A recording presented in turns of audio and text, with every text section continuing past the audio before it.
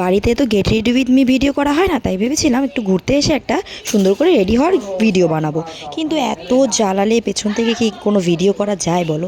একবার বর, একবার ছেলে, একবার করে আসছে, এটা চাচ্ছে ওটা চাচ্ছে, এইভাবে আমাকে জ্বালিয়ে যাচ্ছে। তার মধ্যে যা গরম, কি আর রেডি হব।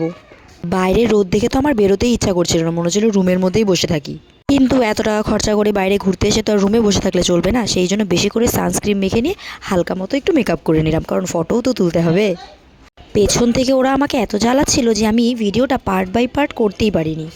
মেকআপ ভিডিও নাকি কী যে ভিডিও আমি নিজেই বুঝতে পারছি না। কিন্তু আমরা বাঙালি মানুষ, বাচ্চা কাচ্চা নিয়ে ঘুরতে যাবো আর সুন্দর করে ভিডিও করব, সেটা তো সম্ভব না, তাই না?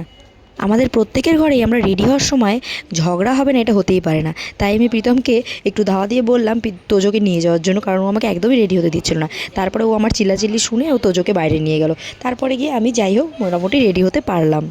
আমি জানলার সামনে দাঁড়িয়ে রেডি হচ্ছিলাম, আর জানলার বাইরেটা এত সুন্দর ছিল, একটা গ্রাম্য পরিবেশ ছিল। কিন্তু আমার একটা ভিডিও তুলে রাখা হয়নি যে আমি তোমাদেরকে দেখাবো। ভিডিও আমার এতটাই তোলা হয়েছিল, লিপস্টিক লাগানোর কোনো ভিডিও তোলা আর হয়নি। তো তোমরা আমাকে দেখে জানাও আমাকে কেমন লাগছে। এটা আমার ফাইনাল লুক। তো চলো এখন আমরা বেরোচ্ছি, তো চলো টাটা।